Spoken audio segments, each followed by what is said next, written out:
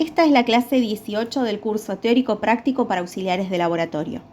Este es un curso organizado por el Departamento de Docencia del Centro Universitario de Estudios Medioambientales de la Facultad de Ciencias Médicas de la Universidad Nacional de Rosario. En la clase de hoy veremos redacción de un proyecto e informe de investigación. La investigación científica puede definirse como un proceso, vale decir que consta de determinados pasos interrelacionados que van a obtener como fin último confirmar o rechazar la hipótesis que nosotros nos planteamos al iniciar nuestro trabajo. ¿Y cuáles son esos pasos interrelacionados? Son varios, pero los podemos agrupar en tres: planificación, ejecución y divulgación. Planificación se entiende por todo aquello que nosotros deseamos realizar y cómo lo vamos a organizar, cómo lo vamos a bosquejar para poder llevarlo a cabo. La ejecución, como su nombre lo indica, es realizar todo aquello que nosotros hemos planificado y luego de obtener resultados los vamos a comentar para que formen parte del conocimiento científico y se popularice, que todo el mundo tenga acceso a esa información que nosotros obtuvimos con nuestro trabajo. Y estos resultados que nosotros obtuvimos tienen que ser comparables y reproducibles. Vale decir que cualquier persona tiene que poder realizar el mismo experimento que nosotros hicimos y va a obtener resultados semejantes. Ahora bien, ¿cómo empezamos esto de la planificación? Generalmente surge por una duda, por una necesidad o por una inquietud. Algo que nosotros observamos que no tiene respuesta conocida hasta el momento, y entonces nosotros vamos a empezar a trabajar para intentar explicar ese fenómeno. A partir de allí se plantea una hipótesis. Esa hipótesis, al finalizar nuestro trabajo, va a poder ser refutada o confirmada dependiendo de los resultados que nosotros hallemos. Y a partir de esta hipótesis también vamos a plantear nuestro plan de acción. Vale decir, qué vamos a hacer, cómo lo vamos a llevar a cabo, dónde, cuándo, y pueden surgir a lo largo del proceso otras preguntas a respondernos. Es fundamental para toda investigación seleccionar un tema. Y ese tema va a surgir de alguna observación que nosotros hagamos. Y de esa observación va a surgir un tema macro, un gran tema. Yo quiero estudiar los contaminantes del agua, por ejemplo. Sin embargo, dicho así, es muy difícil de llevarlo a cabo por la magnitud de ese tema. Entonces lo vamos a delimitar, vamos a buscar ponerle límites, acotarlo de alguna forma que nos permita realizarlo, que nos permita poder obtener esa investigación.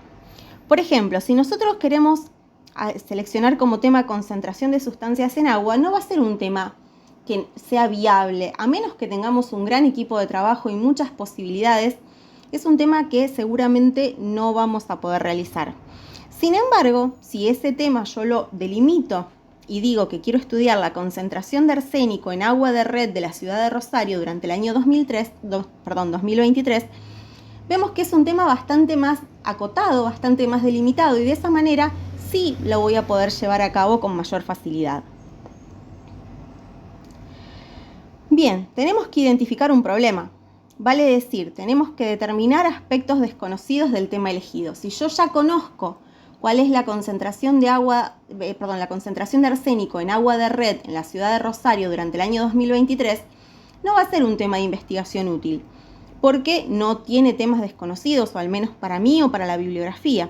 Entonces tenemos que encontrar algunas cosas, algunas cuestiones que sean desconocidas para poder identificarlo como problema. Y además, es importante respondernos algunas preguntas, como por ejemplo, ¿por qué es útil estudiar esto? ¿En qué beneficiaría a la comunidad los resultados que yo obtenga con mi investigación? ¿Mi investigación podría solucionar problemas actuales?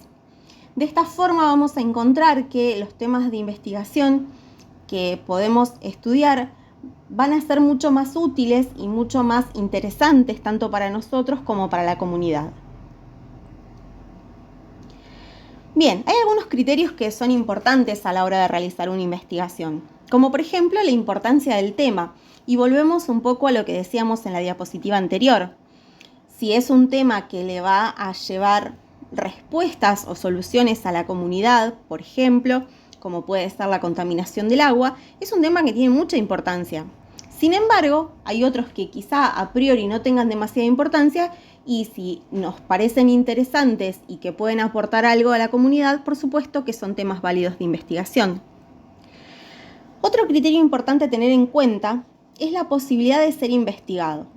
Si yo quiero investigar la concentración de arsénico en el agua, pero no tengo acceso a determinados instrumentos que me van a permitir medir esa concentración, ni conozco gente que tenga acceso a esos instrumentos, va a ser bastante difícil que yo pueda realizar esta investigación que quiero. Otro criterio importante a tener en cuenta es la viabilidad, o sea, qué tan viable es realizar la investigación que yo quiero realizar. Y finalmente, y no menos importante, es el interés del investigador. Vamos a volver a esto sobre el final de la clase, pero el interés del investigador es fundamental y es importante que se mantenga activo a lo largo de toda la investigación para que siga trabajando a pesar de las dificultades que pueden ir surgiendo en el camino. Bien, tenemos que elaborar el proyecto. El proyecto podría definirse como nuestro plan de acción, vale decir, cuáles son las cosas que yo voy a tener que hacer para realizar mi investigación. Y como es un plan de acción y es un proyecto, lo vamos a redactar en tiempo verbal futuro. No vamos a emplear ni el presente y mucho menos el tiempo pasado. Y acá nos vamos a responder algunas preguntas como por ejemplo, ¿qué hacer? ¿Cómo hacerlo? ¿Cuándo hacerlo? También se puede incluir dónde y algunas otras preguntas que a ustedes les puedan surgir en la elaboración del proyecto. Este proyecto, este plan de acción, se considera que es el documento base del investigador. Y en él se va a especificar con detalle, precisión y claridad el plan de trabajo. Vale decir, vamos a escribir todo lo que vamos a realizar de la manera más precisa, clara y detallada posible. Nuestro proyecto de investigación va a tener algunos objetivos y estos objetivos van a estar orientados tanto al investigador como a otras personas. Otras personas pueden ser que vayan a evaluar el proyecto o que vayan a brindar financiación o alguna colaboración con el proyecto. También va a ser necesarios estos objetivos para obtener el aval necesario, por ejemplo, de alguna institución que nos avale para realizar nuestro trabajo, así como obtener la aprobación y el financiamiento que puedan ser necesarios para su consecución. Todo proyecto de investigación tiene determinadas partes. Puede ser que en algunas circunstancias algunas de estas partes no sean necesarias, pero en esta clase vamos a ver cuáles son los segmentos que constituyen todos los proyectos de investigación. Sin embargo, esto va a depender mucho del sitio donde nosotros lo vayamos a presentar. Puede que en algún momento haya algún requerimiento que en otro momento no esté. Pero todos los proyectos de investigación, por ejemplo, van a tener un título. Ese título debe ser breve, llamativo y completo.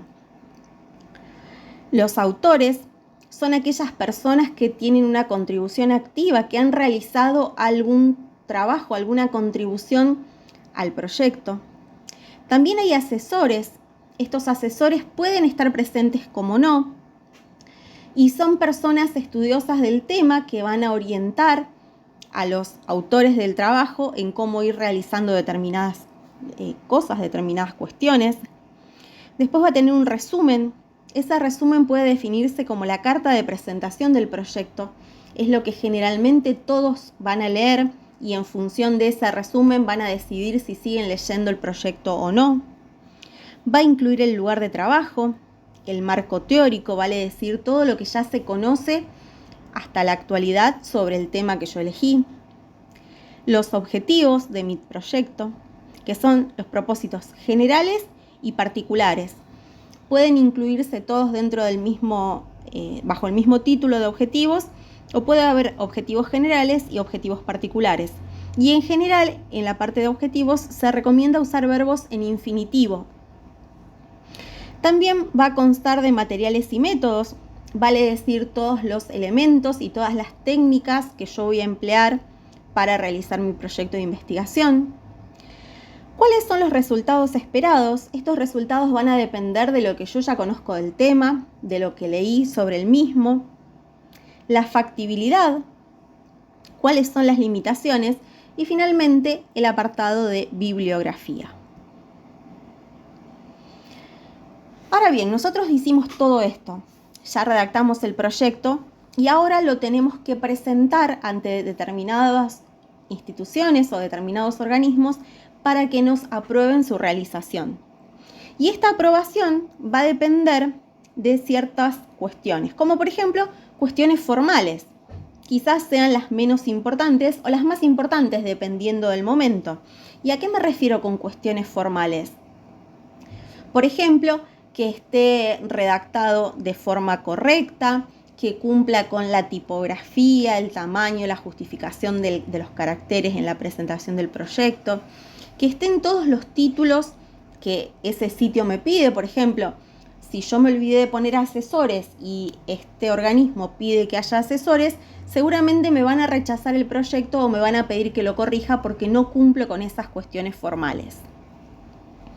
A su vez, hay dos comités, uno de ética o de bioética y un comité de bioseguridad, que van a tener que aprobarlo, y para aprobarlos estos comités están formados por personas que van a evaluar el proyecto y van a fijarse que lo que yo haga sea ético y sea seguro, y en general son comités formados por diferentes personas con diferentes saberes. Por ejemplo, hay médicos, hay abogados, hay religiosos, hay personas de la comunidad.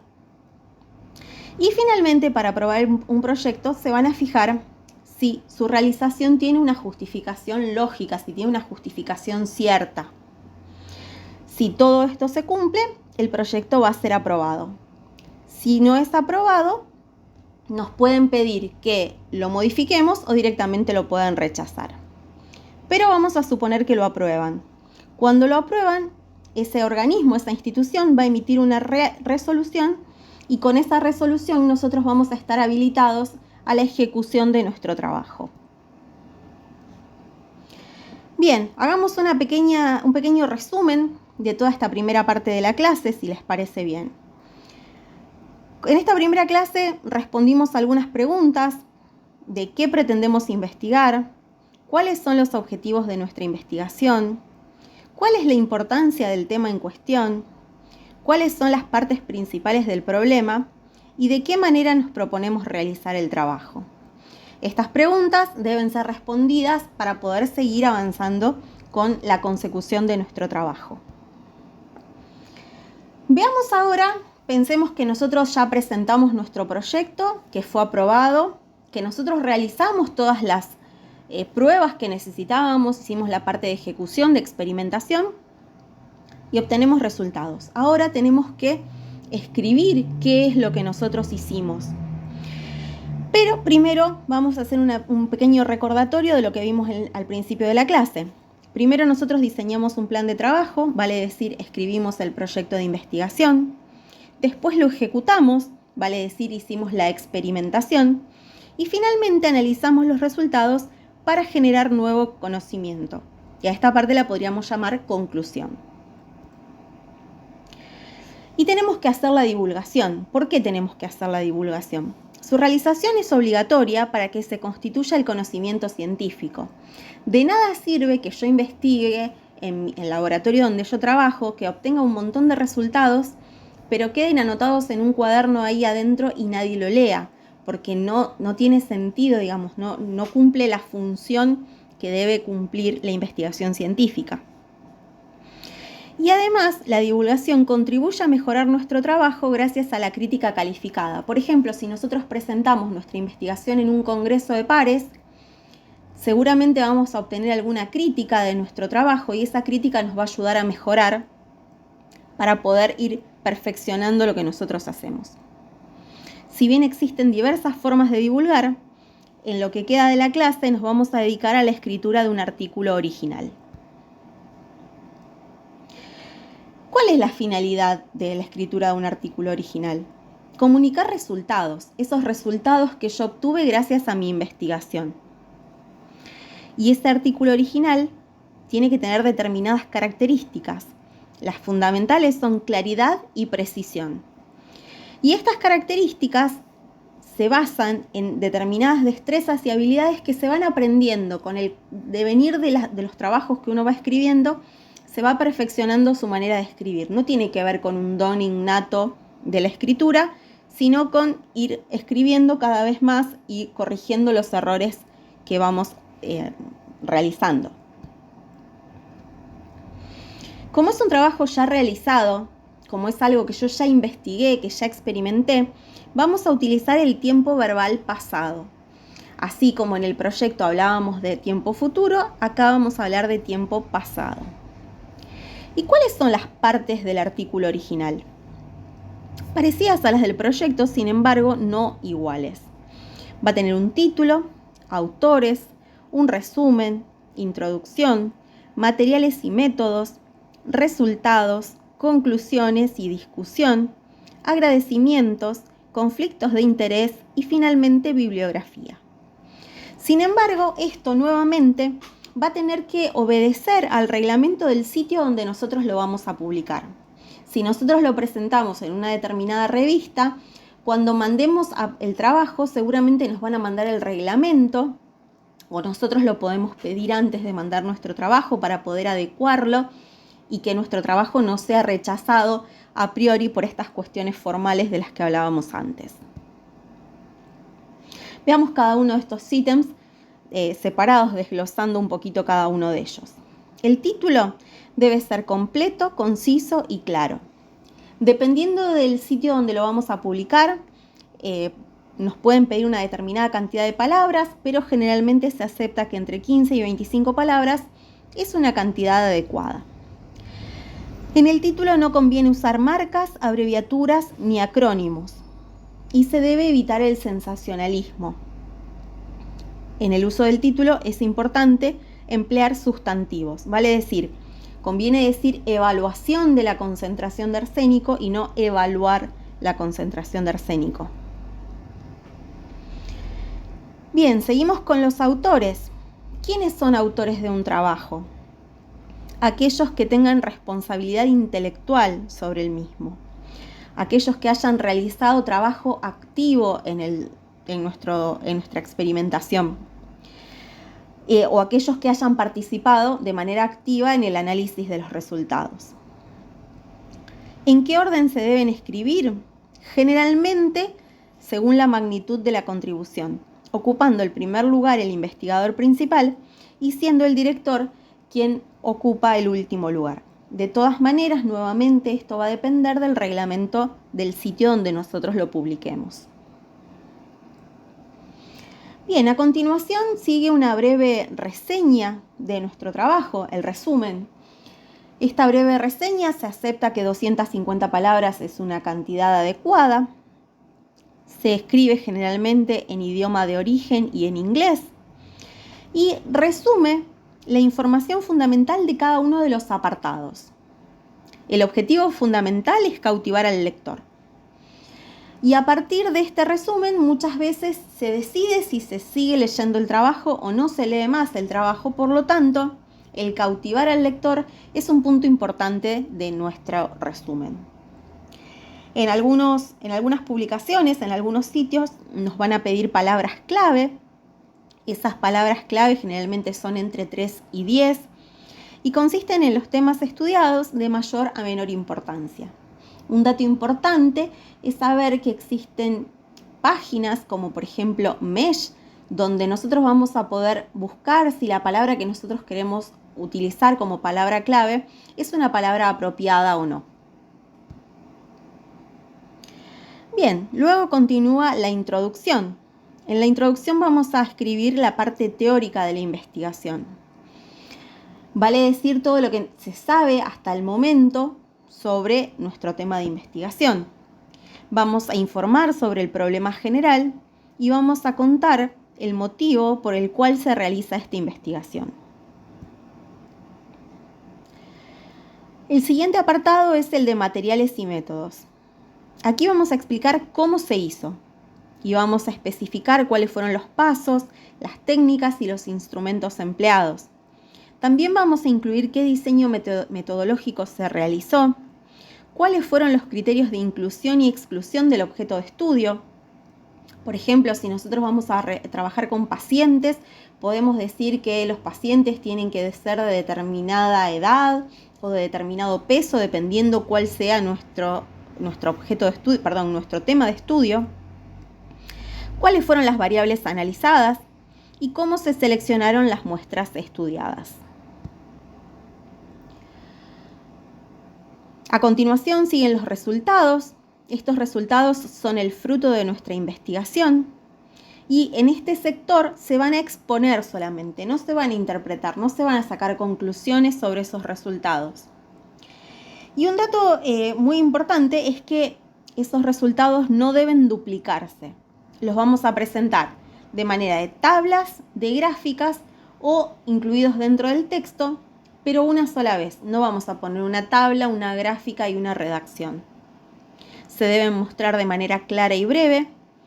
Es muy importante en muchos casos acudir a la estadística descriptiva, que nos va a dar una mano sin dudas muy importante con el análisis de los resultados. Y debemos publicar todos los resultados obtenidos. Aquellos que nos dieron bien, entre comillas, o lo que nosotros esperábamos que nos dé, y aquellos que no nos dieron como nosotros hubiésemos ansiado. Luego continúa el apartado de conclusión y discusión, que pueden estar juntos o separados. Y acá vamos a hacer la interpretación y los comentarios de los resultados en relación con los objetivos planteados. En este punto se confrontan los hallazgos del trabajo con otros trabajos relacionados que pueden haber sido realizados por nosotros o por otros investigadores. También se explican cuáles fueron las limitaciones del estudio que nosotros realizamos y, aunque no es excluyente, en este sector se prefiere el uso del tiempo verbal presente. A continuación siguen los agradecimientos a todas aquellas instituciones y personas que tuvieron una participación activa, ya sea de manera financiera, material o intelectual, en la consecución de nuestro trabajo. Los conflictos de interés. Un conflicto de interés puede definirse como el juicio del autor tiende a estar influenciado por un interés secundario. ¿Cómo es esto? Es muy común, por ejemplo, si mi investigación tiene que ver con el desarrollo de fármacos, puede ser que mi trabajo esté subvencionado de alguna manera por algún laboratorio y de esa manera mis resultados van a estar, si se me permite el término, levemente sesgados, quizá por ese conflicto de interés que yo tengo. Y continúa la bibliografía. La bibliografía son todas las referencias bibliográficas citadas en el texto. Las normas para la escritura van a estar establecidas por la revista. Hay muchas normas internacionales de escritura de bibliografía. APA y Vancouver son de las más conocidas, pero no las únicas. Y en este sector se van a listar por orden de aparición en el texto. Bien, una vez que nosotros escribimos nuestro trabajo, que completamos todos esos sectores que teníamos que completar, nuestro trabajo va a ser evaluado. Y esa evaluación va a ser ejecutada por pares investigadores especializados. Esos pares investigadores van a ser seleccionados por el comité editorial del sitio donde nosotros vayamos a publicar, por ejemplo, una revista, un journal. Y a partir de esa evaluación pueden suceder 3 escenarios diferentes. Nos pueden pedir que hagamos correcciones a nuestro trabajo y que se lo volvamos a mandar. Lo pueden aprobar directamente como está o lo pueden rechazar de plano si incumple muchas cosas o tal vez el tema de investigación no tiene estrecha relación con el tema de publicación de la revista o hay alguna cuestión que obligue a los investigadores especializados en la evaluación del trabajo a rechazarlo directamente. Para terminar, me queda realizar una reflexión final. La investigación es un proceso arduo, con desafíos y algunas decepciones, pero sin lugar a dudas es un proceso maravilloso que nos hará crecer como personas y, quién sabe, descubrir algo que mejore el destino de la humanidad. Muchas gracias.